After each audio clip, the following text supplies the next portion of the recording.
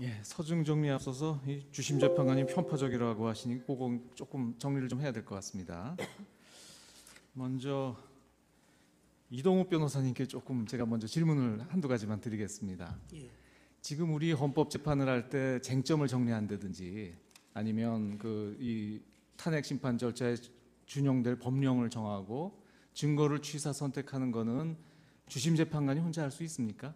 그건 권한이 없죠. 그렇습니다. 예, 그건 재판부의 권한이지요. 예. 예. 그리고 이 헌법재판도 소송법이 준용이 되고요. 그렇습니다. 다만 이제 변론주의지만 직권주의가 좀 강화된 재판 아니겠습니까? 따라서 증인 신문이 양측 증인 신문이 부족하다든지 또는 나와 있는 증거와 모순이 되면 재판부에서 확인해야 되는 것 아닙니까? 그게 그렇습니다. 부족해도 재판부는 아무것도 물으면 안 되는 건가요? 저도 재판관 재임 중에는 그렇게 했던 것입니다. 예. 그리고 이제 그런 증인 신문도 주심 재판관으로서는 재판부를 대표해서 좀 주도적으로 해야 될 책무가 있는 것 아니겠습니까? 그렇습니다. 동의하시죠? 예. 예. 아마 지금 김평우 변호사님이나 정기승 두 분 어르신께서는 헌법 재판을 많이 안 해보셔서 그걸 조금 잘 착오가 있으셨던 것 같습니다. 지금 그 적혀 있는 그런 부분들은 좀 기다려 주세요. 예, 그런 부분들은 이동욱 변호사가 뭔데 이 문제를 결정할 수 있습니까? 그 결정을 말씀드린 건 아니죠. 잠깐만 기다려 주십시오. 여러분들의 의견을 들어야지 이동욱 변호사 개인에게 질문하실 사항이 김평우 아니라고 변호사님 조금 좀 기다려 조용히 주십시오. 해주십시오. 예. 그다음 이중환 변호사님, 이것도 제가 좀 확인해야 될 것 같은데 아까 지금 황정근 변호사님이 확인했습니다만 준비기일에서 지금 4가지 원래 본안전 항변을 하셨는데 그 중에 2가지는 법률적인 항변은 아니다라고 해서 정리가 됐고요. 그 2가지 부분은 아까 말씀하신 것처럼 우리 선례가 있고 법무부도 적법하다는 의견이 들어와서 이거는 정리하는 게 어떠냐 해서 서로 합의가 돼서 철회됐던 거 아닙니까? 그때 제가 좀 강요를 했었나요? 그렇게 해달라는 취지로 저는 그래 들었습니다. 어떻게 들으셨습니까? 아니 제가 강요를 했는지. 강요는 강요는 아니지만 철회해달라는 취지로 말씀하셨습니다. 그런데 강요한 건 아니었죠? 강요는 아니었습니다. 네. 그리고 지금 제가 여러 가지 이제 주심 재판관으로서 증인 신문을 할 때 저는 그 기록에 나와 있는 증거나 아니면 그 증언 내용이 모순되는 점을 이렇게 주로 질문을 했었는데 제가 질문하는 중에 증거에 나오지 않는 개인적인 지식이나 견해를 가지고 증인한테 추궁한 적이 있습니까? 저는 그런 기억이 없거든요. 다 증거가 모순된다든지 다른 사람 진술하고 모순되는 걸 물어봤지 저의 무슨 개인적 이 증거가 없는 개인적 지식이나 견해를 자랑하거나 물은 적은 없는 것 같은데 어떻습니까? 쭉 지켜보시면서 그런 적이 있었나요? 얼른 생각은 안 나시죠? 그에 대해서는 답변하지 않도록 하겠습니다. 예. 그래서 지금 여러 가지 걱정하시는 거야 저희들로서 아니면 주심으로서 여러 가지 불찰이다라고 생각은 합니다만 지금 두 분 변호인께서 적어주신 부분은 좀 정확하지 않은 사실관계에 근거한 것이 꽤 있다. 그런 점에서 그 법정에서 주심 재판관의 이름까지 특정을 해서 편파적이라고 주장하시고 심지어는 청구인의 수석 대리인이다. 물론 철회하셨습니다만 이런 표현을 쓰신 것은 우리나라 법정은 물론이고 아까 말씀하셨던 미국 법정에서나 아니면 유럽 법정에서는 있을 수 없는 일이다. 아마 미국 같으면 아마 큰 문제가 됐을 발언이다. 그래서 상당히 유감이다라는 말씀을 드리겠습니다. 무슨 뜻인지 이제 개인적으로 말씀하실 게 아니라 근거를 대셔야죠. 자, 그다음에 이제 사실조회에 관해서 말씀드리겠습니다. 2017년 2월 20일자로 어떤 내용을 말씀하실 겁니까? 재판장 지금 주심 판사님이 또 이의가 없으십니까 이렇게 물으시는데 제가 거기서 상세하게 왜 조서에 대한 증거력을 정하는 문제가 그거는 규칙으로 정할 사항이지 재판관이 일방적으로 정할 사항이 아니다. 규칙 제정 절차를 거쳐야 된다고 제가 주장했습니다. 그러니까 전체적으로 저는 재판관이 말씀하시는 거 하나하나에 다 이의를 제기할 수 없기 때문에 말씀을 안 했지만 저는 강일원 재판관이 개인 독단으로 규칙을 제정하는 어떠한 것에 대해서도 저는 인정하지 않습니다. 그거는 포괄적 이의입니다. 그리고 아까도 이야기했지만 어떤 그 준거법 문제를 무슨 마치 무슨 민사법이 준용되는 것처럼 이렇게 말씀하시는데 전혀 법적 근거가 없어요. 명백히 헌법재판소법 40조에 절차에 관해서는 형사소송법을 준용한다고 되어 있습니다. 그러니까 만일에 이걸 준용을 안 하시려면 왜 준용을 안 하는지에 대한 설명이 있어야 되는 겁니다. 법률에 명백히 준용한다고 되어 있는데 나는 해석이 틀리다. 그러니까 준용 안 하겠다. 이거는 어디에 그런 근거가 김평우 있습니까? 변호사님 그러니까 답변을 드리겠습니다.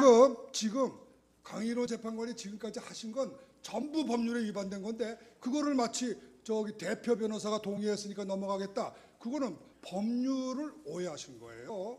법률에 위반되는 행동은 판사도 할 수 없는 겁니다. 해더라도 그건 무효예요. 답변을 드리겠습니다.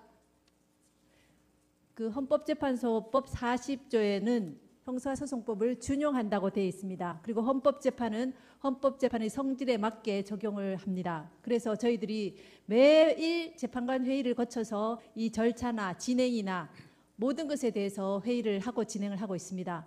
그 부분은 지금까지 소송을 수행해온 대리인들께서도 모두 아실 것입니다. 쌍방 대리인들께서도요.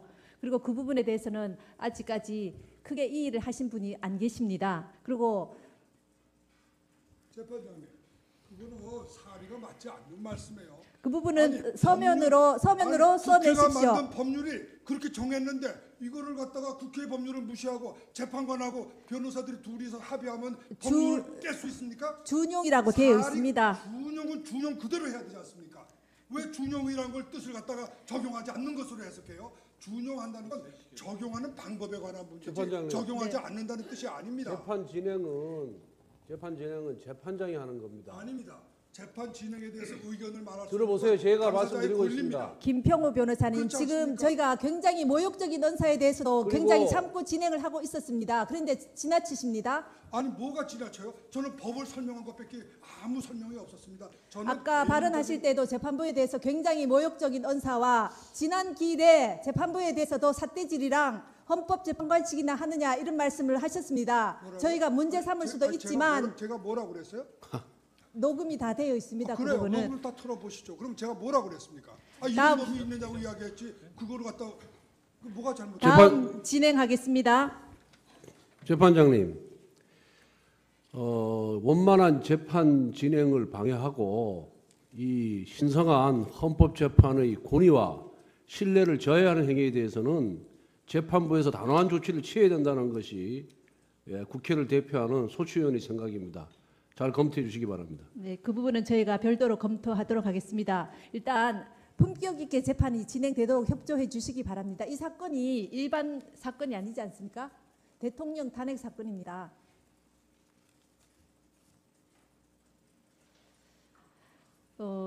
그리고 아까 여러 가지 편파적이다, 공정하지 않은 재판이다 이렇게 말씀을 하셨는데요.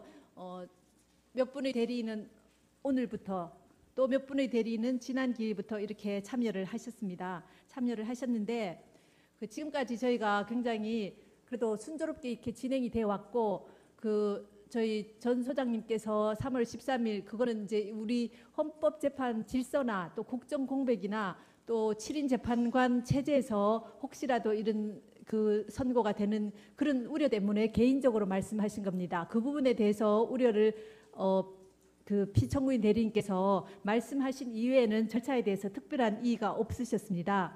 그만큼 저희 재판이 공정하게 또 저희로서도 최선을 다해서 진행하기 위해서 노력해 왔다는 것은 이 법정에 계신 청구인 대리인이나 피청구인 대리인 그리고 방청객 여러분, 온 국민이 지금 동영상으로 다 보시고 계십니다. 그 부분에 대해서 지금 지난 기일과 이번 기일에 참여하신 변호사님들께서도 충분히 그 말씀을 저희가 참고를 하겠지만은 그 부분에 대해서 그렇게까지 재판부에 대해서 모욕적인 언사를 하신 것은 조금 저희 재판부로서도 매우 유감스럽습니다. 그리고 저희가 그 말씀을 하셔서 저희가 진행 경과에 대해서 한번 살펴봤습니다. 휴정 기간 동안에 시간 동안에 살펴봤는데요.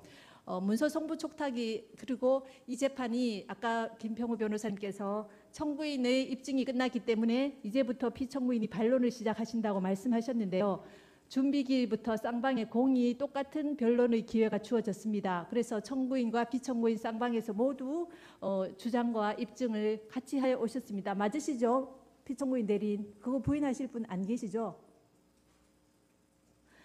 그래서 문서 송부 촉탁 신청이 총 11건이 직권으로 한 것 외에 11건이 채택이 됐습니다. 청구인 신청 5건, 피청구인 신청 6건.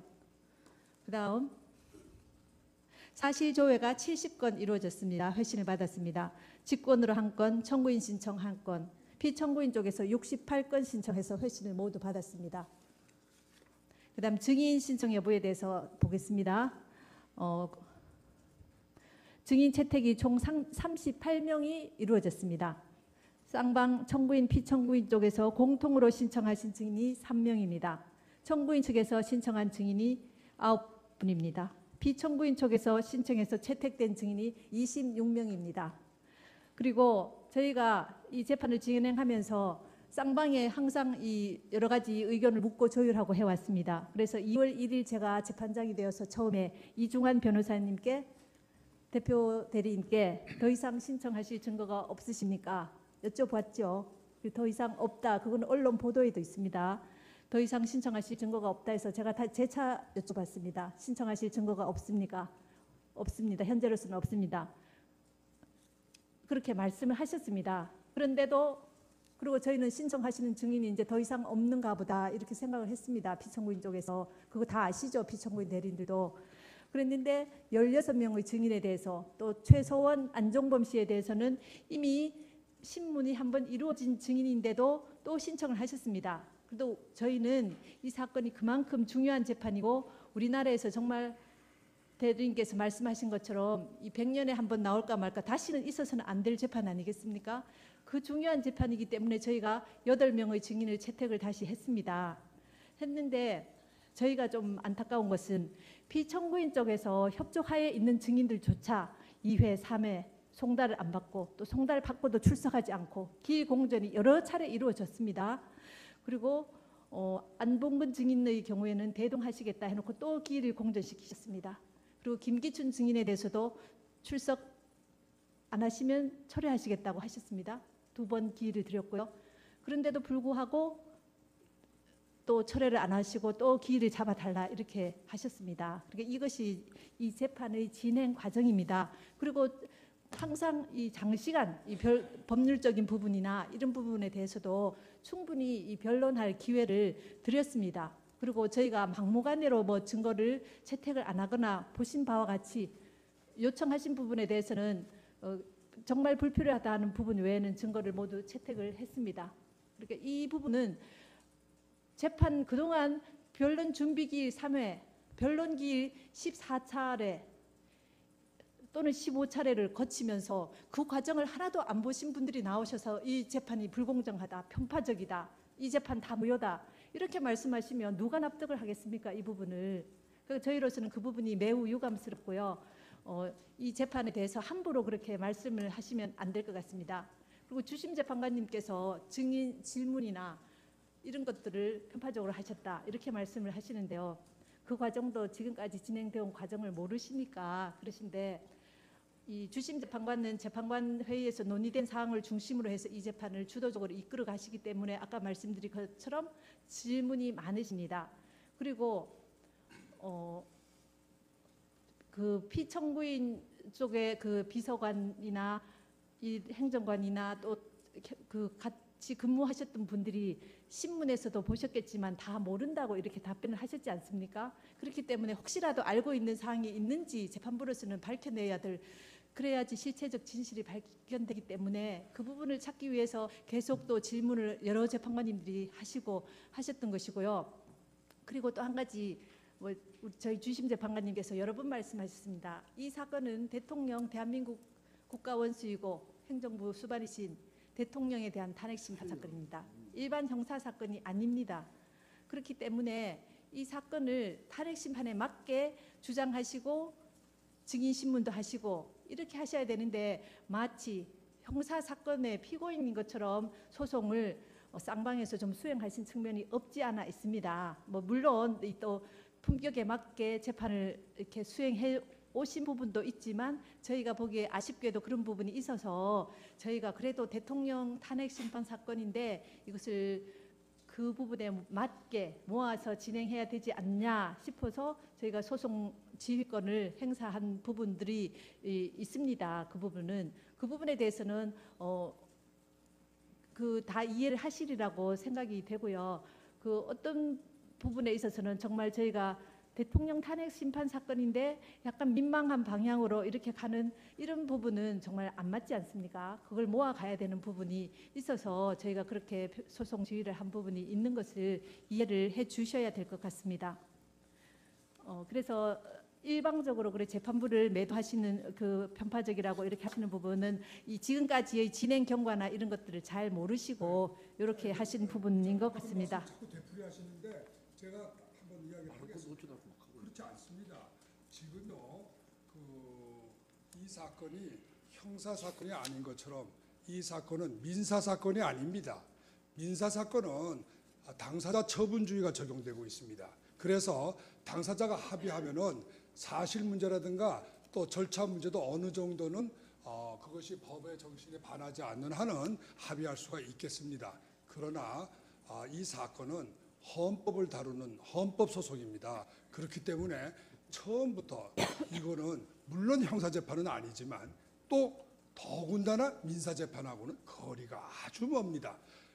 형사재판은 오히려 이 지금 소추된 사건들이 전부가 형사사건이 위주가 되어 있기 때문에 형사소송법을 적용하는 게 훨씬 맞습니다. 민사소송법은 이 사건하고는 전혀 상관이 없습니다. 오히려 이 사건은 헌법소송이기 때문에 헌법의 정신에서 저희가 다뤄야 되는 겁니다. 그런데 당사자 처분주의를 여기다 적용한다는 건 그거는 말이 안 된다고 저희가 당사자 처분주의 적용했다고 말씀드린 적이 없습니다. 아니죠. 아니 뭐 당사자 변호사들끼리 합의했으니까 이거는 넘어가겠다. 그게 당사자 처분주의 제가 아닙니까? 그렇게 말씀드린 적이 없습니다. 아니죠. 그런 뜻 아닙니까? 말씀은 안 했었지만 주심 재판관님이나 지금 재판장님이나 지금 여기 이중환 대표하고 다 이야기가 된 거니까 더 이상 이야기하지 말자. 변호사님, 그것이 처분주의지 뭡니까 그러면? 그건 오해가 있으시죠. 그러니까 형사재판에서도 증거 신청은 쌍방에서 하시지 않습니까? 아니 헌법 문제에 대해서 이의를 제기하는 것이 시기에 늦은 공격 방어 방법이다. 그거는 어느 법에도 근거가 없는 거예요. 시기에 늦은 공격 방어 방법이라고 하는 건 민사 소송에만 적용되는 겁니다. 형사 사건에서도 적용되지 않습니다. 왜 그러냐면 피고인의 유리한 증거가 사후에 발견됐더라도 결심 단계에서 발견됐더라도 그 증거를 제출할 수 있는 기회가 주어져야 제가 되는 것이 인권의 기본 정신입니다. 그런데 시기에 늦었기 때문에 인권 침해한 것도 넘어가자 말이 되겠습니까? 그러니까 시기에 늦었기 때문에 헌법 문제도 다룰 수 없다. 인권 침해 문제도 다룰 수 없다. 이거는 헌법의 근본 정신을 저는 여기에 이 사건이 또 이 법원이 헌법재판소고 헌법사건을 다룬다고 하는 것을 생각해 보십시오. 절대로 그렇게 함부로 그렇게 헌법 문제를 갖다가 마치 이중환 대표하고 누가 합의할 수 있는 것처럼 그렇게 말씀하신다 그러면 저는 거기 점에 대해서는 정말 유감이라고 생각하겠습니다. 네, 일단 그 소추 절차에 대한 부분은 지난 준비기일에 이렇게 주장을 철회하시는 걸로 정리를 하셨는데요. 다시 말씀하시니까 그 부분에 대해서는 저희 재판부에서 깊이 논의를 해서 살펴보겠습니다.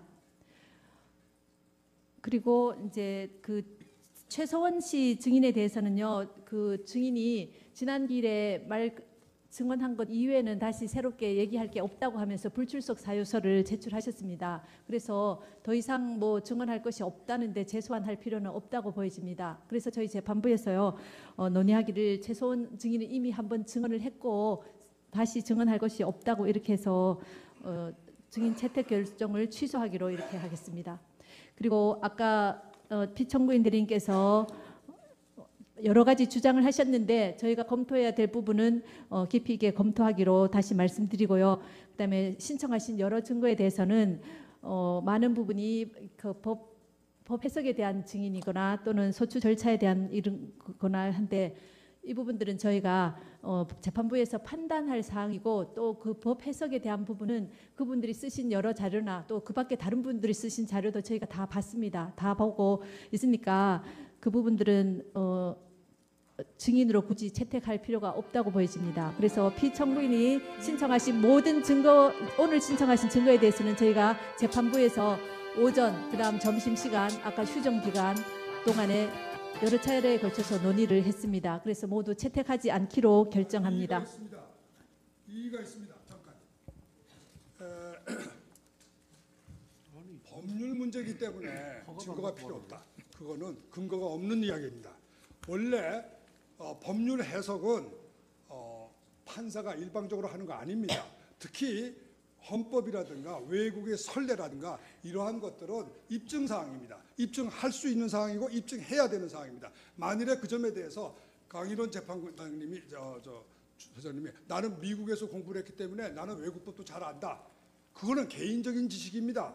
지금 여기 앉아 계신 재판관님들이 알고 있는 헌법에 관한 지식은 개인적인 지식입니다. 그렇기 때문에 그것을 가지고 재판하면 안 됩니다.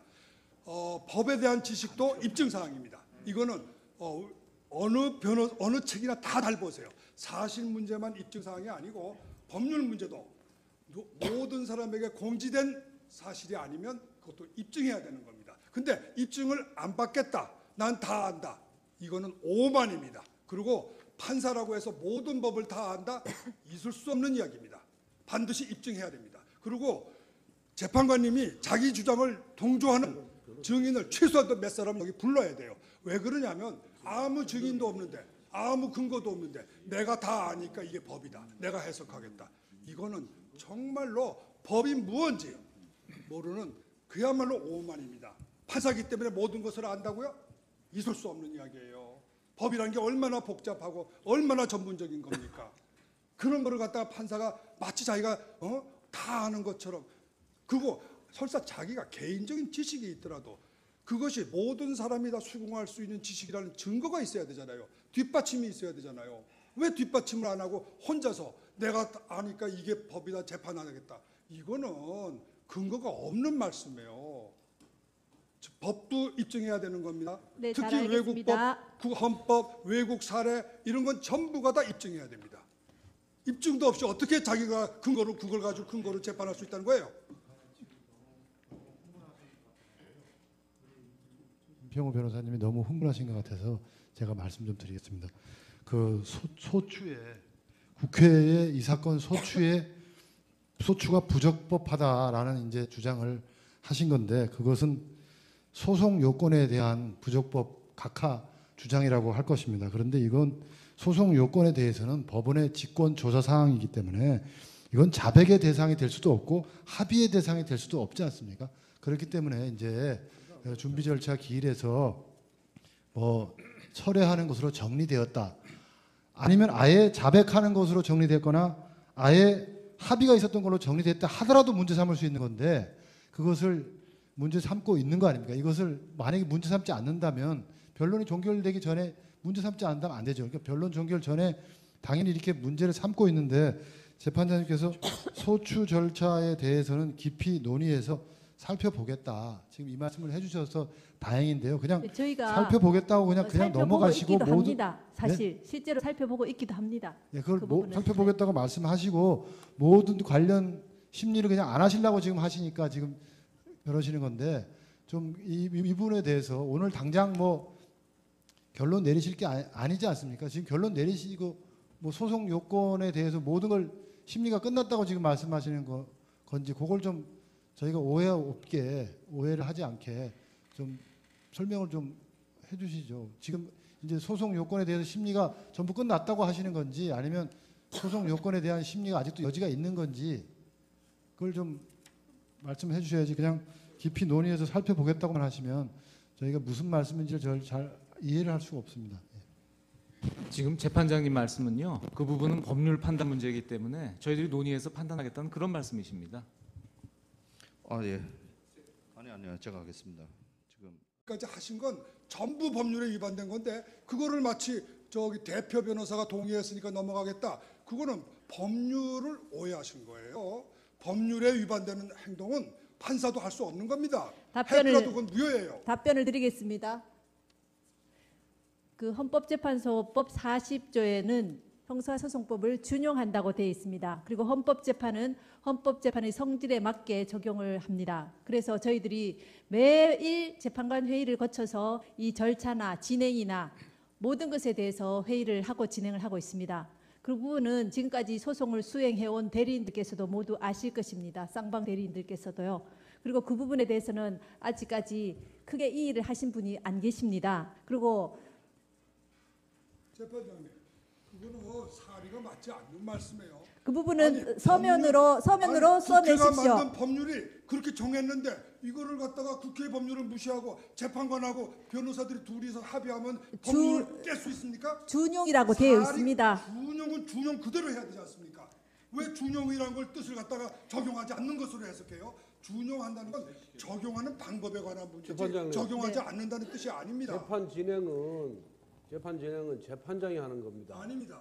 재판 진행에 대해서 의견을 말할 수 들어보세요. 있는 제가 건 말씀드리고 당사자의 있습니다. 권리입니다. 김평우 변호사님, 그렇지 지금 않습니까? 저희가 굉장히 모욕적인 언사에 대해서도 그리고- 굉장히 참고 진행을 하고 있었습니다. 그런데 지나치십니다. 아니 뭐가 지나쳐요? 저는 법을 설명한 것밖에 아무 설명이 없었습니다. 저는 아까 개인적인- 발언하실 때도 재판부에 대해서 굉장히 모욕적인 언사와 지난 기일에 재판부에 대해서도 삿대질이랑 헌법재판관직이나 하느냐 이런 말씀을 하셨습니다. 뭐라고요? 저희가 문제 삼을 수도 아니, 있지만 제가 뭐라고 그랬어요?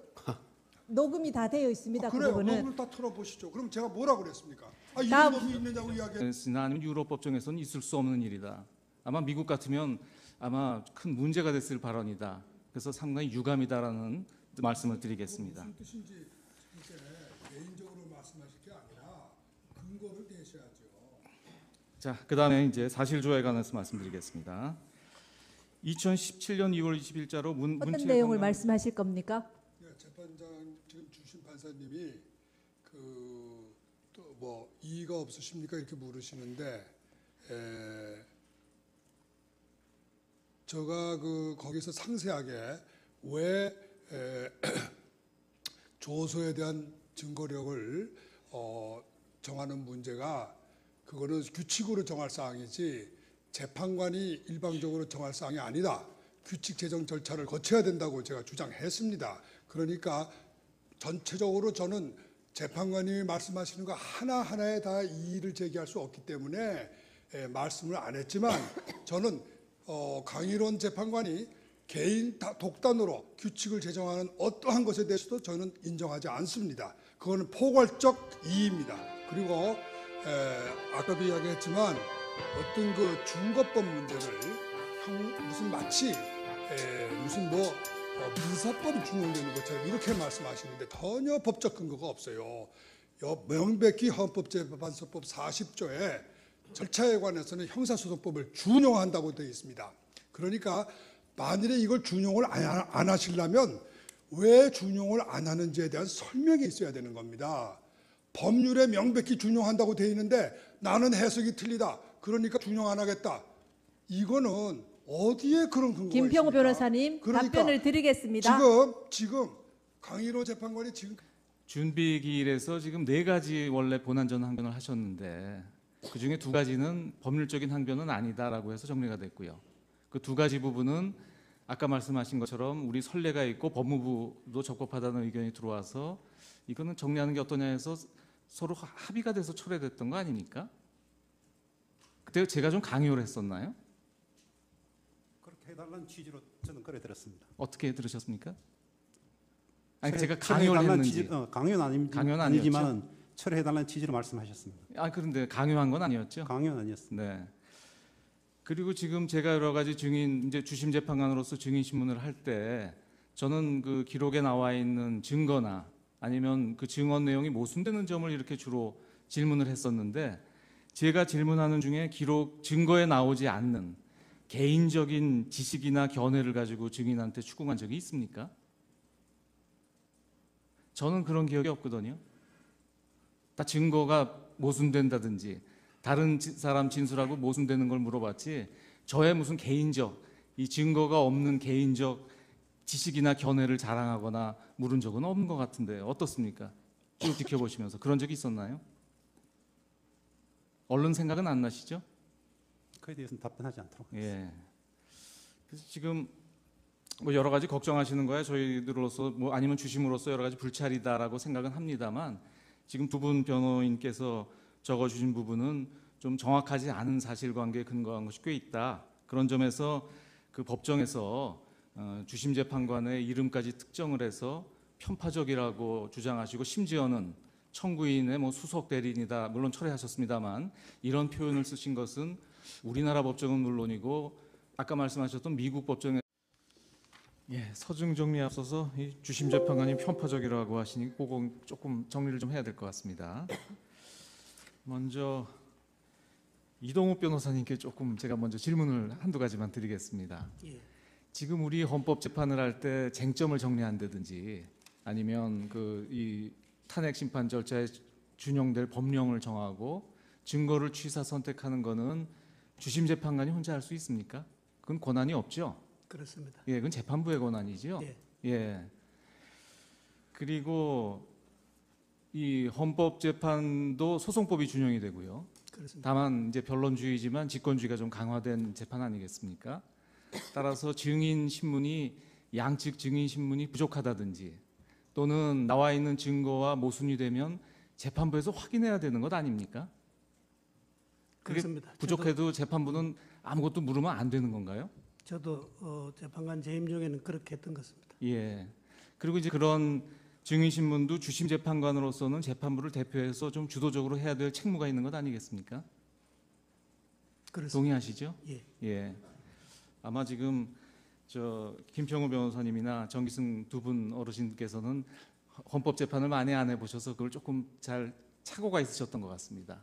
지금 그 적혀 있는 그런 부분들은 좀 기다려 주세요. 예, 그런 부분들은 이동욱 변호사가 뭔데 이 문제를 결정할 수 있습니까?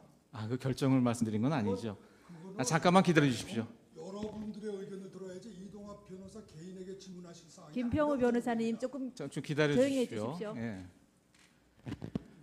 그다음 이중환 변호사님 이것도 제가 좀 확인해야 될 것 같은데 아까 지금 황정근 변호사님이 확인했습니다만 그거를 갖다 뭐가 잘못? 다음 진행하겠습니다. 재판장님, 원만한 재판 진행을 방해하고 이 신성한 헌법재판의 권위와 신뢰를 저해하는 행위에 대해서는 재판부에서 단호한 조치를 취해야 된다는 것이 국회를 대표하는 소추위원의 생각입니다. 잘 검토해 주시기 바랍니다. 네, 그 부분은 저희가 별도로 검토하도록 하겠습니다. 일단 품격 있게 재판이 진행되도록 협조해 주시기 바랍니다. 이 사건이 일반 사건이 아니지 않습니까? 대통령 탄핵 사건입니다.